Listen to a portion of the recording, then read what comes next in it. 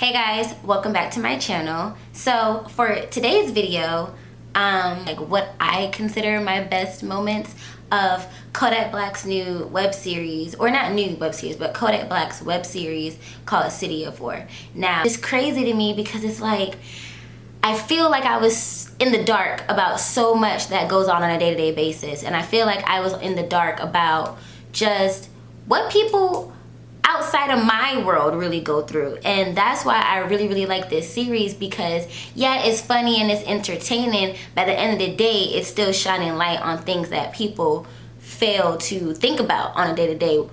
You just see, oh, another nigga bites the dust, basically, but it's not always the case, and that's not always the situation. So Kodak really did well on how he portrayed the lives of different people through the show and just like what's going on. October 29th, promise the people of this city that we will get rid of the crime. We will get rid of these thugs that runs our streets. Polluting our city with drugs, with crime, will be put away.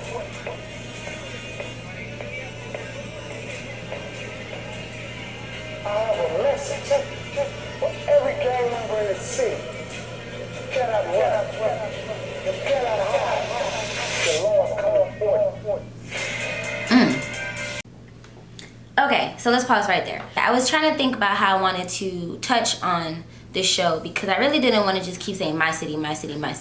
But I do live in South Florida, and I am in the city of West Palm Beach. So just this intro right here alone, it really reminds me of this speech that Rick Bradshaw gave. And Rick Bradshaw is basically like the head honcho of, the law enforcement for my county. And just the other day, he gave a speech basically saying, like, the same thing, like, we coming for you. You guys are polluting the city. We got to put an end to gun violence. Not gun violence. We got to put an end to gang violence. I know we're coming after them, so they can look over their shoulders. Don't go to sleep, because at 2 o'clock in the morning, we're going to kick your door down and we're going to take you to jail. And it's crazy because Kodak, I'm pretty sure this was produced and made way before Bradshaw's speech, but it just goes to show you that, yes, every hood has its story, but this stuff is just, it's life. It's just gonna keep on going, keep on happening. What we know is that he is responsible for supplying 3/4 or more of the drugs that are run in the states. He usually is not in the U.S., but from what our resources have told us, he is back and mobile. And the reason that he is in town is to find out who is trying to take over his territory. It all started last month. What I'm about to tell you is why this task force and this operation is called City of War. All right, in this scene, you got Rodriguez, but my homeboy said he looked like a fake Lawrence Fishburne. I don't know if I'm saying his name right, but I'm gonna put his picture right there. If y'all don't know, if y'all saw John Wick, it's the black guy on John Wick with the birds. Y'all see that?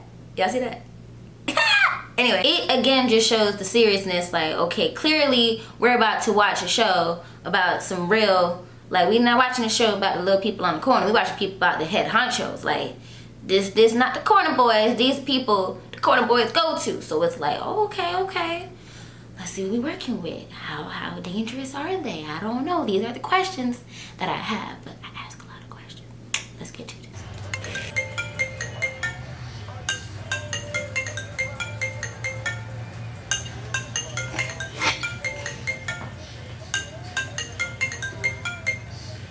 Hey, what up, bro? Hold up. Pause. Everybody got a homeboy that's a little crazy. Like, bro, come on now. Where your manners at? Why are you so unorthodox? What's wrong with you? Who raised you? Why are you on the phone with your little toilet plops in the background? Don't nobody want to hear the little plop that it make when the poop hits the water? Don't nobody want to hear that? And then you on the phone with somebody, you talking, you have that pause and then the plop, and then it's just awkward now. Like, dude, who does that? Yo, G, where you going at, bro? finna handle something. I'm saying though, G's early in the morning, what you about to go do? I really ain't want to tell nobody, so you gotta keep this on the low for real. For the last 6 weeks, I've been going to night school studying for my GED test. It's today, and if I pass it, I can go to college. Pause. I love this. I love this. I love this scene. Just because, I mean, okay, me personally, I love this scene because I feel like people have this, I feel like people think that people in the hood don't have no heart, don't have no emotions, don't do nothing but trap and violence. Like Kodak definitely threw that in there, portrayed that, you know, yo, these are people too, and sometimes bad things just happen to good people. And this dude, we insert him now into the show as the good boy, clearly, because, you know, he's getting his GED, he trying to go to college, and he's the one that is trying to do something. And if you know that in any hood or any group, whatever, in every group, it's always that one person that everybody's like, you go boy, you go, because you gonna go, and when you go, you make sure you bail us out of jail and stuff like that. That's that hood stuff, you feel me? And I feel like Kodak is just loving it. This what I need. Oh, let's go fuck yourself. Shit, ain't that money now refundable. Oh, so let's fuck this. Yeah, nigga, just like that. There you go. What the fuck you gonna do? Yeah, nigga. Look at you. Greedy ass nigga. That's what happened when you unloyal, That's nigga. what You should have kept your fucking word. You greedy ass nigga. What you said you wanted? What you said you wanted? 10 bands, nigga. 10 bands. There you go. Have it. Huh? There you go. 10 bands, nigga. 10 bands, nigga. Have it. This motherfucking I'm dead. I'm fuck.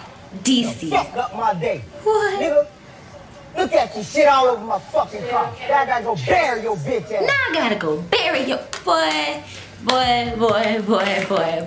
Pause right there. Alright, so insert, I always forget his name, but this little dude, I call him little dude because little dude right here is just so funny to me. This dude was just talking all this crap, and boom, dead. And I find that like dope that Kodak just put that in there, because I'm sorry to say it, but niggas die every day, B, okay? And I mean, boom. Sometimes it just be like that. Like, wait, you was talking smack, nigga? What? What?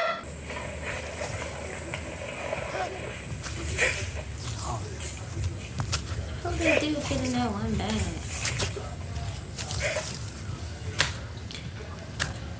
Stop right there real quick. Yeah, so I don't know, I watch a lot of crime shows and stuff like that, and usually the body is buried at nighttime or like when people aren't around, and it's just crazy to me that this dude is burying or like dragging around a bloody bag, first of all, because the blood is dragging everywhere, dragging around a bloody bag and then burying it in broad daylight. Like, dude, it's broad daylight. Like, what are you doing? What are you doing? Anybody could drive by. 12 could drive by. I don't know. You probably got a baby mama somewhere. She could drive by. Like, what are you doing? And then when you do get caught doing what you're doing, what you finna say? Oh, I'm just burying this big black bloody bag this morning. What? Next scene. You heard anything about Problem Child? So yeah, I hollered at Tank the other day. Say he hiding out. He hiding out. Didn't they do that shit together? Why Tank ain't hiding out? Boy, that jit loose, boy. I swear that jit crazy, boy. 11 bodies at one time. That shit wild, boy. Wide open. Oh yeah. Oh yeah. Oh no. About to kill you. Oh yeah.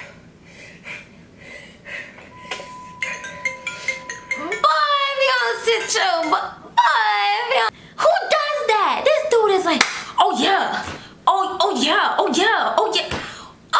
what? Who is hyping themselves up like this in the car before they go kill somebody? Then it's like this whole like, boy, he is doing too much, and that's why his name is Lil Dude. He is Lil Dude who do too much. And then your phone ringing, you about to go kill some niggas and you go answer the phone. You answered the phone in the midst of you about to go kill somebody, and then you like, bro, I can't do this right now. You know, I'm about to go bail somebody. Then you just said that over the phone. Like, I don't know if y'all know we in 2019 or this probably 2000. I don't know what year they in when they made this, but 2019.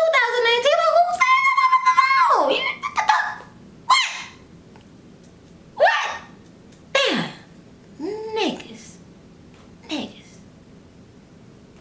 Get my revenge. Wake your bitch ass up, nigga. What, you looking for help? Help! Can't nobody hear you, nigga. It's just me and you. You don't wanna tell me you killed my brother? I'ma kill everybody in red. Starting with you, nigga. Open your motherfucking mouth.